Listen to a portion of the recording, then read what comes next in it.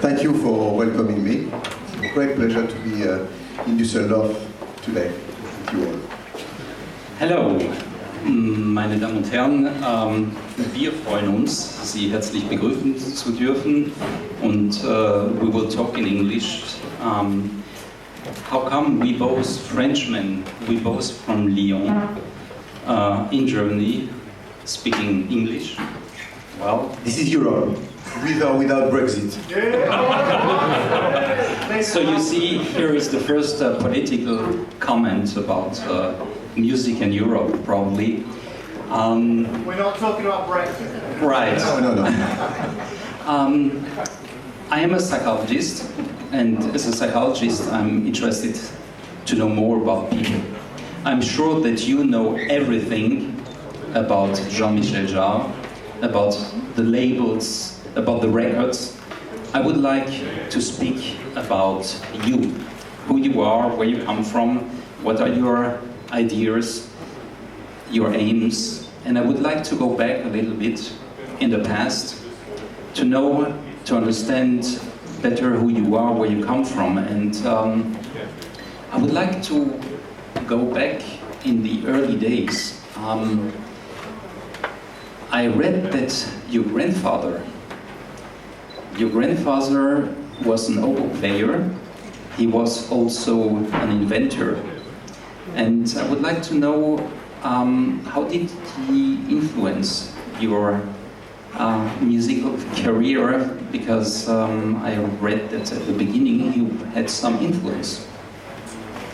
Yes, actually my grandfather was quite a unique human being. He had two brains like all of us, but he was using them in a quite specific way, because as you said, he was a musician, oboe player, but he was also an engineer. He created one of the first mixing desks before the war, and also one of the first turntable with batteries that you would bring for picnics, with the cover, with the speaker in the cover. It's the grandfather of the iPod, actually, and so he obviously he had a very big influence on my work, and on my taste also when I was a child, because of this kind of interest for music and also for technology. Now, talking about invention, talking about music, we will come later to these topics. You said, when we spoke once, you said that very early you started with music and with piano. Who told you that that would be the perfect instrument for you? Who said piano, that is something that you would like to play? Actually, nobody said that. I mean, my mom encouraged me to take some piano lessons, and I hated it. I hated my teacher, first of all. She was a kind of sadistic person, I mean, hitting my fingers and this kind of process. And then I was even writing on the walls of my bedroom, I hate piano. So it was not the ideal beginning for what I was to do later on. And then I went back on that with a different teacher a year later. Then I played in rock bands and playing guitar also. But and the electronic music came at quite an early stage, because of my grandfather giving me one of the first telephone to tape, two tracks tape recorder. And I was at a very early stage interested by twisting and processing the sounds I was doing with the keyboard or with the guitar, far before even I've been involved in electroacoustic or electronic music. Do you recall the first concert that you visited? Yes, I mean, my contact with music has been quite diversified, because I remember that, a few things, briefly. One of the first concerts with this great, fantastic Arabic singer called Kulthum, and I was so impressed because she went once in France, and she sang 2 songs in almost 3 hours. It was only 2 songs of 1 hour and a half, like a movie. And I was so impressed by this kind of different conception of music that I remember that I went out and I said to my mom, I want to marry this woman. And so that was one of my first contact with, different kind of approach of music and sound. And also another very strong experience for me, as you know, because we talked about that together. I mean, it's my mom was a great figure in the French resistance, and I will go back to this later on. After the war, her best friend was opened the most famous jazz club in Paris called Le Chat qui Pêche in Rue de la Huchette in Saint-Germain-des-Prés, and where she welcomed lots of artists I had no idea about because I was 6 years old, 7 years old, like Don Cherry, John Coltrane, Archie Shepp, and Chet Baker. And I remember that I was just a little kid when my mom was visiting a friend during weekends, and I was going to the cellar where these guys were rehearsing in the afternoon. And for my 8th birthday, I mean, I remember that Chet Baker, I had no idea who this guy was. He was just, for me, playing trumpet. And he sat me on the upright piano and he played for me for 5 minutes for my birthday. And this is probably my first emotion and physical contact with sound. What does it mean, sound? I mean, as a musician, we are. It's a very special business, doing music, because you are dealing with the invisible. You are dealing with making the air vibrating, and depending on the air vibrating from your instrument to your ears, and depending on how you make this air vibrating, you can create boredom, you can create excitement. I mean, the desire of having, dancing to the end of the night, or being sad, and it's just a very subtle way of making the air vibrating in a specific way. And I had this kind of consciousness when Chet Baker was playing like this at the distance. And each time I'm remembering this, I still feel the air of his instruments on my chest, and it's a very strong emotional recollection about what sound is all about. I can feel it, and I'm sure you can feel it also, the way you talk about that experience. It must have been a very, very profound feeling that you could really felt inside yourself. And if we move a little bit further, just a few years, you founded a band. And you were a sort of a little entrepreneur in your early age. To be part of a band means to be a team player, but also to found a band means you need some sort of leadership. How was it? I don't know, to make things at the right level. The name of the band was called the Dustbins. So it was called a kind of punk thing where you had actually no leader, or maybe a constant fight for who could be the leader. So it's like in politics. Exactly, that's right.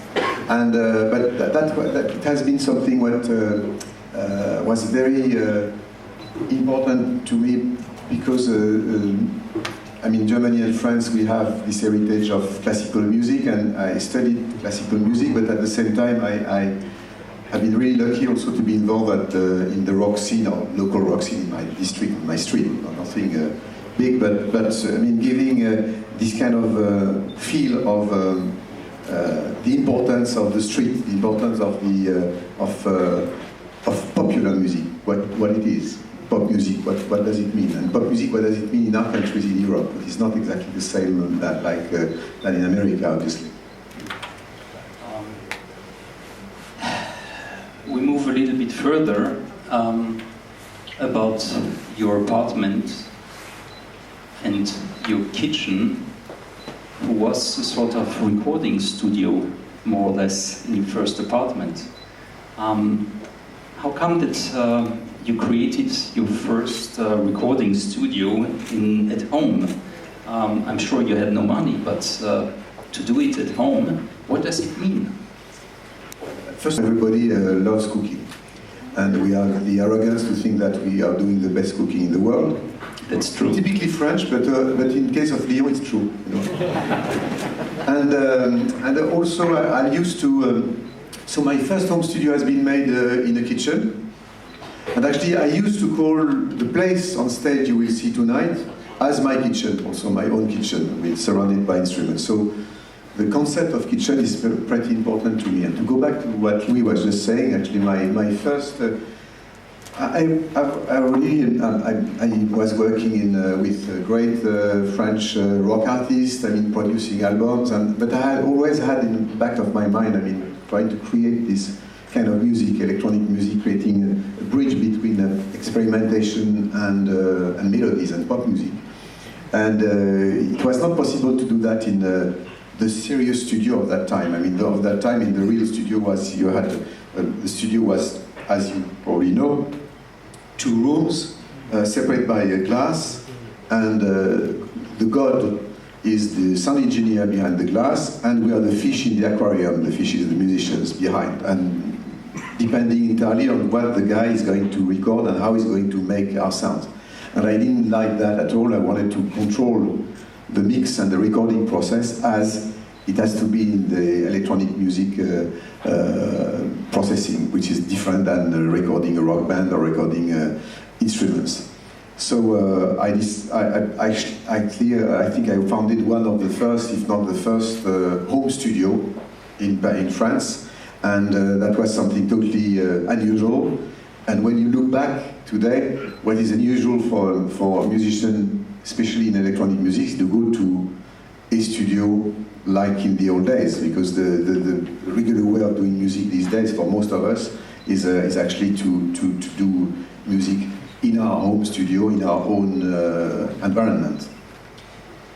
One could assume that you are a control freak, but I think it's not just about control, it's about something different, right? What is the demands that you are imposing upon yourself? I think it has to do with quality. Yeah, I think everybody can understand that in this room. In our lives we are fighting constantly between the chaos and order.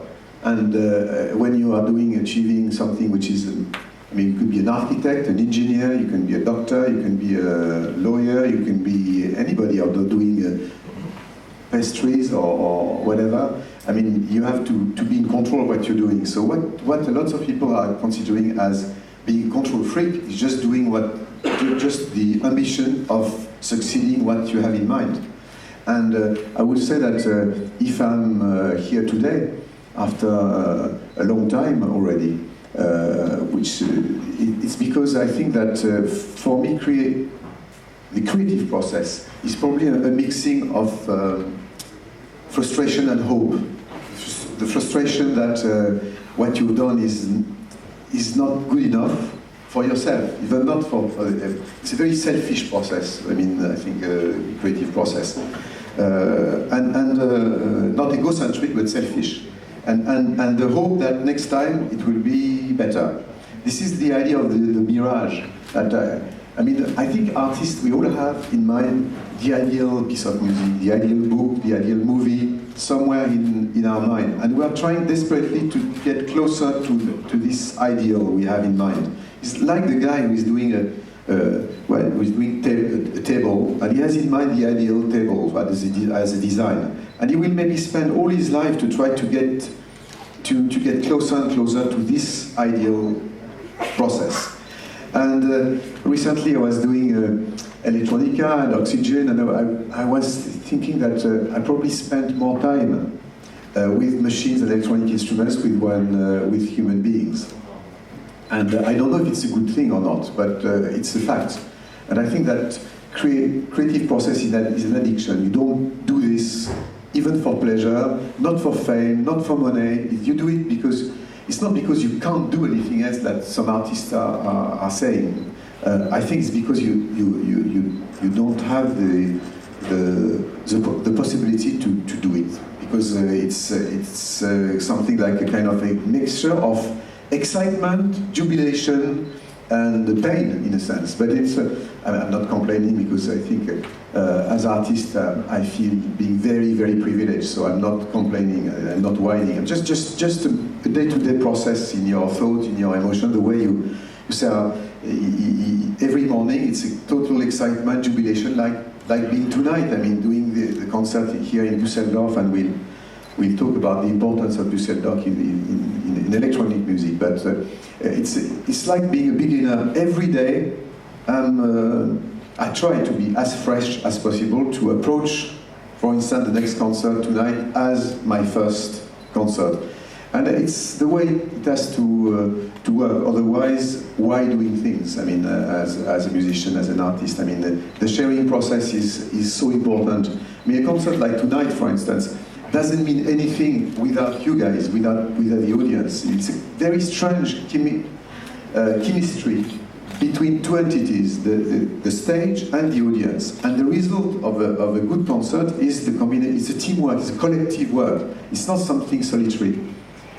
In studio, it's much more solitary. I mean, partly for electronic music, you are like a writer or painter in your atelier, dealing with yourself. In a sense, it's maybe more difficult, I don't know, but it's definitely something different, and I think we need as musicians, and I need, don't want to look for somebody else, but I need both. You're talking like a psychologist. I'm very thankful because I try to compete, but it's very difficult. Well, no, I'm very happy about it because you give insight into the process. As consumers, we listen just to the end product, and we like it or not, we are excited or not. But most of the time, we don't know enough, we really understand what is going behind the scene. And talking about creativity, did you ever experience a phase where you said, I don't feel the creativity, I don't feel the connection to my inner self and to the source of creativity? All the time. I mean, it happened to me mid-August last summer, when I was in the middle of this Oxygen 3 album for I said, why am I trapping myself in this kind of situation where just to explain you very briefly what happened. I was recording Electronica, this project involving lots of collaborators that you maybe have heard about, and I wrote the track during this process, and it was not obviously fitting the Solo Electronica project.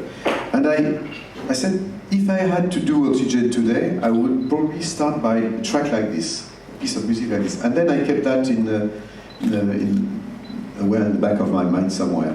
And then later on, the record company said, oh, next year we have the 40th anniversary of Oxygen. It would be good to do something, a box set and things like that. I said it could be a very good idea to use this. And I'm not into anniversaries, to tell you the truth. It's strange because lots of my big projects have been involved with celebration of the city or the country, but to tell you the truth, I'm not that excited by anniversaries. I'm not into all this. But I used this 40th anniversary as a pretext, as a deadline to say to myself, what after this massive project of Electronica involving lots of people, lots of collaborators, lots of studios, lots of journeys and travels and all that, to go back to what I've done with the first Oxygen. It's actually I recorded this first album in 6 weeks with very minimalist equipment. I said it would be interesting after Electronica to lock myself in the studio for 6 weeks, because I have no other choice, because otherwise it will be the 41st anniversary, and what's the point? And then I trapped myself with the record company. I said, yes, I'm going to give you the final project in early September. And in the middle of August, to answer to your question, I was desperate, saying I should stop doing music and maybe doing paintings or something else, because it's going to be ridiculous, because I'm not ready. And then, step by step, in very mysterious ways, because I was against the wall, I ended with something that, to tell you the truth, quite happy with, and quite faithful to not a copy of the first one, but something which is faithful to the idea I had with this kind of piece of music. I mean, Oxygen is very special because it's like something which has one title, just parts like chapters, no titles per track, and it's like, I'm sorry because I'm sure that you have a question later on about this somewhere in this paper, you know. Sorry about that, you know, it's a digression, and we don't know where we go, you know, I don't know anyway. But I like that, that's very intuitive and organic. You already raised one question that I would like to ask you. Looking back 40 years ago at Oxygen 1, which was, you know, very, as you said, you know, it was not extremely sophisticated, it was done in a very short time with so-called simple means compared to today. But what is the big difference? What is the trajet, the long journey that you took? If you compare this Oxygen at the beginning, would you change it? Would you do something differently with your ears, with your understanding? And was Oxygen 3 the result of this long journey? No, I don't think so. I think that I think there is a kind of timeless element in Oxygen, like in lots of electronic music piece, and we'll certainly have a word about this a bit later. No, I won't change anything, and actually also for another reason, because I think when I finish something, in a certain sense, it doesn't belong to me anymore. It belongs to the outside world, to the audience. You take it or not, and this is another story for me. And in no way I wanted to adjust with Oxygen 3 what I wouldn't have achieved with Oxygen, the first one. It was more a kind of taking the project, like the cover is, it's just but slightly angled it in a different way, with a different perspective. What makes Oxygen interesting for me today is actually it was done in vinyl days, where everybody at that moment, we had in the back of our mind that we should do an album with 20 minutes for side 1, 20 minutes for side 2, because of technical reasons. And I remember very well that Oxygen has 6 parts, but for me it has two sides, and the darker side and the more luminous or brighter side. And it's what I did by instinct with Oxygen 3, by thinking about the vinyl in days where we have a big revival of vinyls. But it's not linked to this. It was more linked about the creative process. I always consider that Oxygen is a kind of dark and sunny project, a kind of oxymoron or paradox, audio-wise. And I consider Oxygen 3 almost by instinct, the side 1 being quite dark, and side B-side or side 2 being more bright or more melodic. And I think it's faithful to what I like in music. I mean, this bridge between experimentation, exploring sounds, and melodies. I think we have something in common. We have lots of things in common between Germany and France. And but on a musical point of view, the importance of melody. We always thought that the melody is the most important thing in music, and this is what Oxygen is all about as well. By the way, when will Oxygen 3? Second, and what I like is, for instance, tonight I'm going to play an excerpt of the album, and it's the first time I do this, and it reminds me when I was a kid. I was really impressed by all these people, such as Elvis Presley or later on the Beatles. I mean, they were recording a track in one day, and they were the same night playing this track before it was even released as a single, as an album. And it's not existing anymore because of the internet. And then I decided that it could be cool to play some excerpts of the album before before the album is out. And actually, I will actually do this whole tour in 2016, probably 50 gigs, 50 concerts, playing some music which is not still released. And I love this in days where everything is immediately in a kind of zapping mode. I mean, being to not pirating the system, but offering something different to people, sharing the live experience. Good idea. Well, this is going to be definitively a great evening, and this is a privilege tonight to be here in Düsseldorf with you. It's a privilege for me, and I'm not saying this for just being polite. I just would like to make a slight comment about what you maybe were going to say. But you know, I walk just.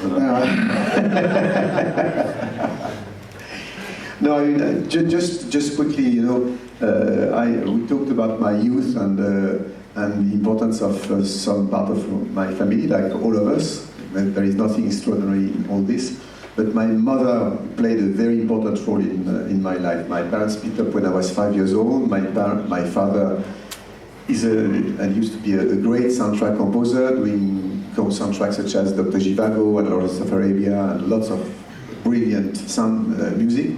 But I grew up totally far away from his influence. He moved to America, and I mean, soundtracks and soundtrack composers were not that in the spotlight in those days, much less than now. So it was quite abstract, and I've been raised by my mom. And my mom, as I was saying earlier on, was a great figure in the French resistance. She went into French resistance in 1941. She's been deported in a concentration camp in Ravensbrück and Mauthausen, and she survived. And I've been raised, and she taught me at a very early stage not making a big difference between an ideology and people. And in that time, after the Second World War, between Nazis and German people. And if I think back now, I mean, for people of our generation, I mean, after being born after the war, it was not that easy. And that gave me she gave me this kind of sense of tolerance and a true love for Germany. And at a very early stage, I went to Berlin because my cousin was in the French army in the kitchen for the French army. Fighting for yes, fighting for good food. It was challenging those days. And then I've been in contact with Berlin and with Germany at a very early stage, and it has been one of my main source of inspiration in terms of philosophy, architecture, music, and the Bauhaus and Fritz Lang movies, and I mean, your country has been a major and still is a major source of inspiration to me, and electronic music to talk about this actually has nothing to do with America, nothing to do with American pop, nothing to do with blues, jazz, or rock. It's something coming from our countries, from continental Europe, and mainly from Germany and France. And from Stockhausen on one side, and Varese, and Pierre Schaeffer, and then later on with Kraftwerk here, and Tangerine Dream, and people like me on the other side, and later on the Berlin School, and the techno school in Berlin, and people like Air, Daft Punk, and also people I worked with like Serious Mo today, I mean, or Rowan, or younger also actors.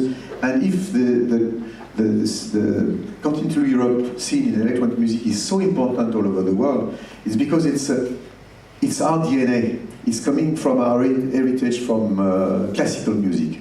And it's different from America. I remember one of a good friend, a great artist who has been last week here in Düsseldorf, John Fox, told me one day he gave me an award, I mean, a few years ago in London. He said something very interesting. He said, when I heard your music, you have to understand that as a young British kid, we had the feeling we were invaded by American music and American culture. And suddenly I heard Oxygen and probably also some other music from German artists. Suddenly I realized that something else, which has nothing to do with America, was typically European, and that made me, what gave me the idea and the energy to create Ultravox. I'm not saying this, it's not a comment about myself, but just to remind us that how our continental Europe culture, how important it is in the current music scene in 2016. I mean, we are too much thinking that American culture is actually is everywhere. I think our culture also and our sound, our music is also everywhere through electronic music. Talking about electronic music, we need to talk a little bit about electricity. You said to me that it was very important for you to come here to this event, and tonight is the third night of this big conference. Why was it so special to come here? And why is it so special, this conference about electronic music? Actually, what I just said is the beginning of an answer about to answer to this question. I mean, the importance for me of Germany, of Düsseldorf, but even outside Düsseldorf, all Germany, I mean, is very important to me and to the world of electronic music. And this idea that you know, sometimes Germany. I love this country because you know you don't have the kind of arrogance that we have in France or in the UK, for instance. And sometimes this country doesn't realize enough what you have on a cultural point of view and the current culture today. I mean, electronic music is so important these days because it's, you know, like every movement. I mean, electronic music is everywhere. It is born in continental Europe, right? And you always have two sides in any kind of artistic movement, as we know. And you always have two sides in any kind of big artistic movement. The hedonist side, where actually we like to listen to music, to have fun, to dancing and moving until the end of the night. I mean, just having fun with music. But also you have also a social and political side of it. And it was obviously true for any kind of period for classical music, then for jazz, then for rock. Our future Nobel Prize of Literature is a very good example of protest songs and what folk music brought us in terms of political consciousness. And for electronic music today, it's the same thing. I mean, for one reason, we are surrounded by technology, by the internet, by big actors of the internet. I mean, the people and artists working in the electronic music field are the closest artists to this kind of technology because, I mean, by using internet as a day-to-day tool for creating what we do. And I think it's very important to use this for. And one example is, for instance, is the collaboration I've done with Edward Snowden. The idea that for electronica too. I mean, the idea that technology is neutral, is like fission of atom. You can do the atomic bomb or creating lots of progress in biology or science, and depending on how you use technology. The same thing with the internet, and we have to ask ourselves all these questions. And I think artists are not politicians. Our job is not to make big statements on stage and transforming our stage into kind of political platform. But actually, in our music, I think it's very important also to share convictions, to share messages, just because through the experience we have on our day-to-day activity. And the example, for instance, of collaborating with Edward Snowden, who is a young guy saying not stop to technology, but be careful about the abuse of technology, is a very good example. And this is an example how also electronic music can create the link with the social or political context. And to go back to electricity and Düsseldorf, I think it's great that a city, I don't know the mayor of this city, but I think it's a very good move he had to help this kind of event happening, because actually we are talking about the roots of the city. I mean, the roots of the city is depending on culture. So many time I saw it all around the world, people saying, why spending money on a concert? Why spending money on an exhibition? Because we have school to build, but even if we don't have artists, if we don't have concerts, if we don't have exhibitions, we don't have schools.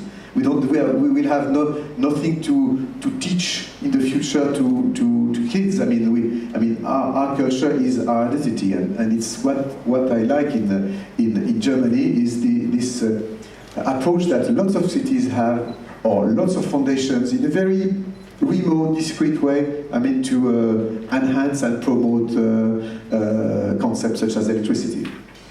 Well, you see, we could talk for hours, or I could listen for hours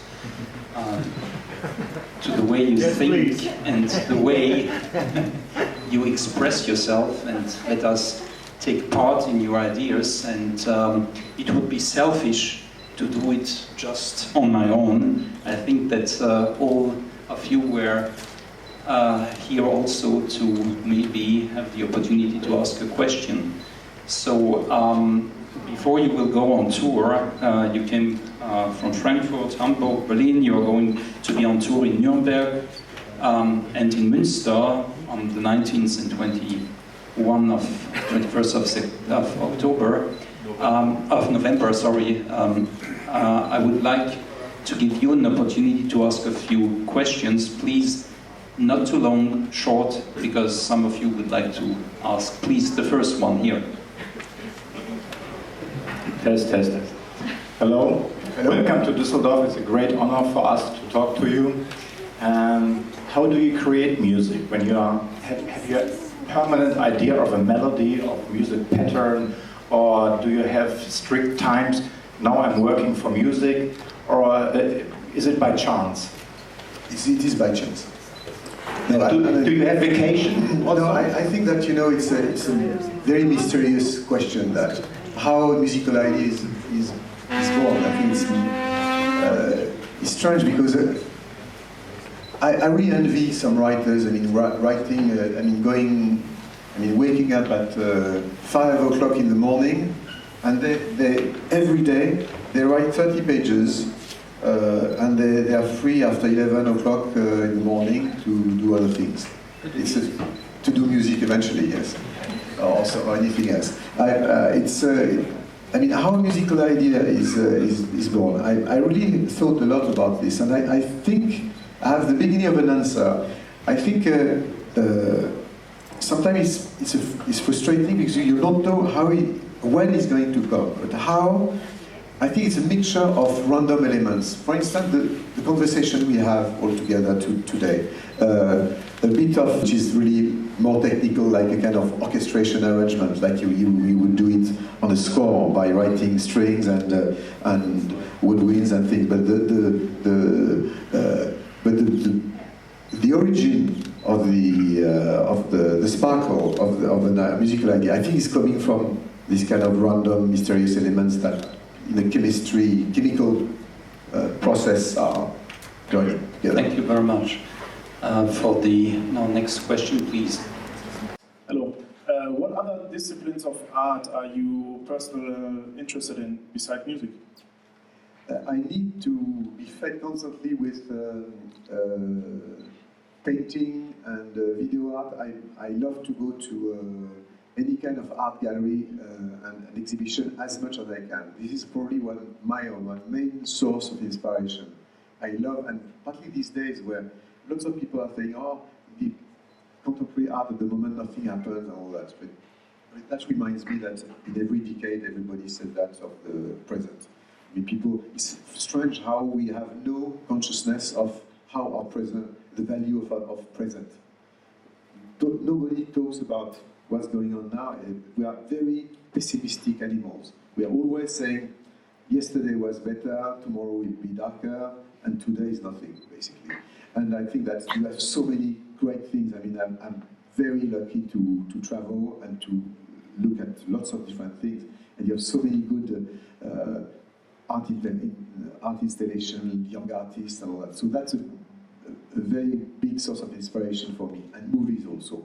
I mean, I've always been involved and interested by movies, because when electronic music started, you didn't have any models like for a young beginner today. I mean, a young beginner, a young artist today in electronic music, I mean, I was going to say he's almost starting old, because he has 40 years of quite heavy stuff behind him. So I would say movies and art, but also architecture, books. I mean, everything I can grab, really. Thank you. Please, next one. Hi, Jean-Michel. Just for the record, I did not vote for Brexit. Okay, good. And Electronica 1, question about Electronica 1. One of my favourite tracks is Travel Later Part 2. What happened to Part 1? And Part 3. And Part 3? Yeah, yeah. I mean, okay, for people who don't know what we are talking about, I mean, on Electronica 1, based on lots of different collaborations, on my wish list, Pete Townsend from The Who was one of the collaborators I wanted to work with. And I met with him, and we became quite friends. He's an extraordinary human being, a great person, and a great artist, obviously. And I went with 3 demos, and he heard everything. He said, wow, yes, I'm interested, but why not doing a kind of small electronic rock opera? So we went in and said, okay, I'm going to be your lyricist if you want, your singer, and doing some bada-bam, the famous Pete Townsend riff. And then it what we did, and we ended with a kind of 15 minutes track. And in the context of electronica, I mean, collaborating with people linked directly or indirectly to electronic music, suddenly having the longest track of the album with Pete Townsend was strange. So we decided just to release Take 2 and to release later on the whole project as a standalone. It will be probably in 2017. Thank you. Please. Hi. Hi. I want to talk about the creative process.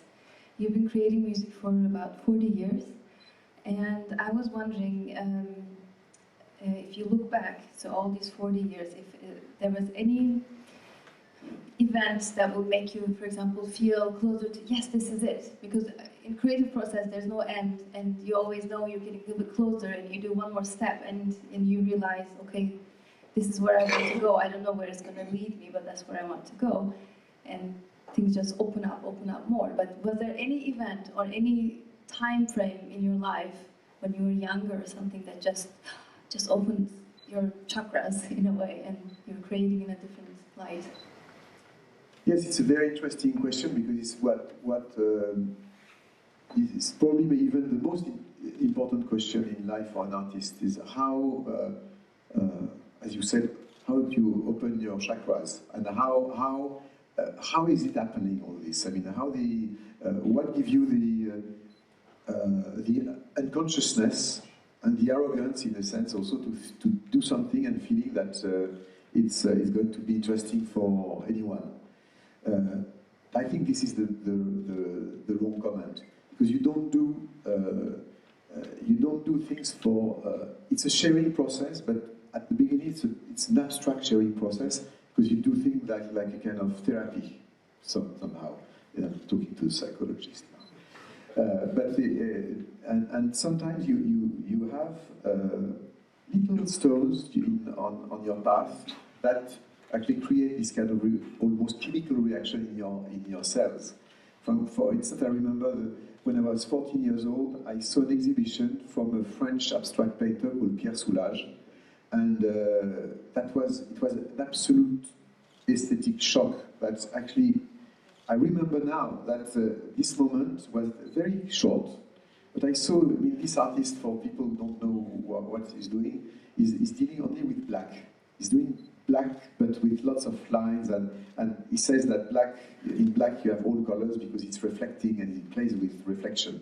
And for me it was exactly what I had in mind for music, dealing with textures, with kind of optical illusion in music, what could be sonic or audio illusion. That is exactly an example of suddenly you meet something, you are in connection with some exhibition or movie. For instance, 2001: Space Odyssey for me has been a big shock, but also something that was so important for me to the importance of the relationship between music and visual. And so you have some stones like this. Which are building your identity as an artist or musician. Well, thank you very much. And, this man was trying to ask a question just from the beginning. I just wanted to say, as I indicated before, it will be the last question, because I promised that we will end very sharp. And please. Yeah, because I have a sound check to do to be able to try to do a decent sound tonight for you. You all want to be happy tonight, right? Okay, thank you very much, Michel. Just a question about the creation process of the new Oxygen 3 album compared with the first album. Was it much different experience for you, or how did you do it? Actually, I tried to. I didn't listen to the first one, neither the second one at all. I just wanted to keep the feeling of it, and I was more interested not having a vintage approach by saying, okay, I'm going to because that could have been an idea. To use the same instruments, and I didn't want to do that, to be trapped by this kind of retro, nostalgic type of approach. But more, if I had to do Oxygen today, how I would approach this. Minimalist approach with few instruments, that was one principle, and the other one was to use, because we have the luxury to do it today, I was going to say all, not all, but analog, the first generation of analog synthesizers linked with also digital ones. I even used the sound of an iPad during this Oxygen 3, because I didn't want to trap myself with a kind of a model that would be ideal and I should copy it. So I didn't think about this at all, but just trying to, also something else was to, after electronica being very rhythmic with lots of drums and percussions, keeping the dogma of, or the principle of Oxygen, where the percussions are just part of the element, but where the groove and all the beats, the rhythm is coming from sequences, melodies and pads, and also creating really a kind of soundscape, where in days where we have a very interesting, and I finish by this quickly, but we have a very interesting new relationship with cultural content. We are in constant zapping mode on YouTube by stealing informations and music and visuals, but also we are able with our partner to hardly sleeping over a weekend, not to watch 3 seasons of Game of Thrones or True Detective or House of Cards or whatever. So it means that there is a need somehow today also to have a different approach with music. Being able to listen to 40 minutes, 50 minutes of music like a track of 3 minutes. And it's what I tried to achieve with this Oxygen 3. It's a 40 minutes long album, 20 minutes per side, or vinyl. And I hope that people will listen to it from A to Z, because it's like a journey. It's like a journey, and with actually dark and sunny moments, as I said. Thank you very much, Jean-Michel. Thank you for being so responsive. And I would like to say really thank you to the organizers of Electricity und insbesondere an Rüdiger Esch. Wer mehr wissen will über die ganze elektronische Musik, dem empfehle ich wirklich ins Detail zu gehen. Das ist wirklich ein tolles Buch. Und vielen Dank, wir sehen uns ja heute Abend. Jean-Michel, merci. Thank you so much. Thank you for being there. Thank you.